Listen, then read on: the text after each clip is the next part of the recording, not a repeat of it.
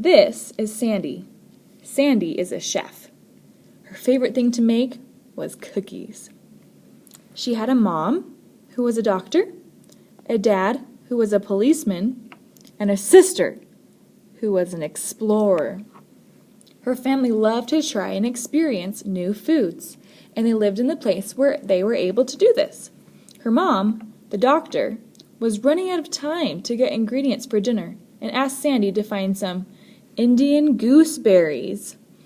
Sandy didn't really know what Indian gooseberries were, but she decided that she would try and look, and she decided that she would go out on an adventure. She started on the streets around her house. She went to the grocery store. She went to the market. She couldn't find these Indian gooseberries anywhere. Sandy was persistent, and she continued to look. She ran into a knight. She asked him where she could find some Indian gooseberries. The knight said, "Oh, I've heard of that stuff. You need to go to the castle for that." Sandy came upon the castle. She looked around. And then a crow came to her. She asked the crow where she could find some Indian gooseberries. The crow said, "Oh, Indian gooseberries? You have to go to the cave for that." Sandy was getting tired, and frankly, she just wanted to get the Indian gooseberries and go home. She was getting scared and was very lost. She thought about her family and kept looking. In the cave, she came upon a squirrel. She asked the squirrel where she could find some Indian gooseberries. The squirrel said, "Oh, honey, you're in the cave. You need to go to the forest to find some of those." Sandy sighed, but continued to look.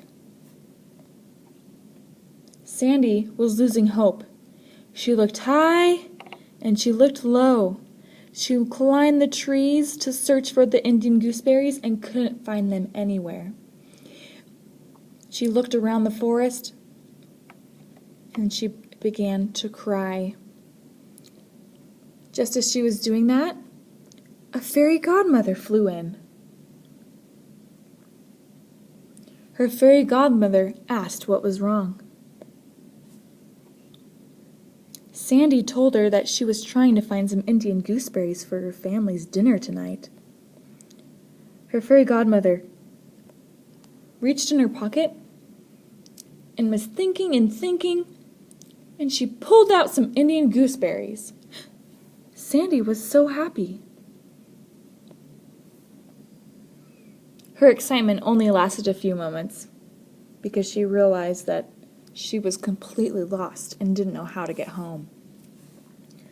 Her fairy godmother waved her wand, and all of a sudden, Sandy was back to her safe, comfortable home just in time for dinner. Her family asked, "So, Sandy, what did you do today?" Sandy had a lot to talk about at the dinner table that night.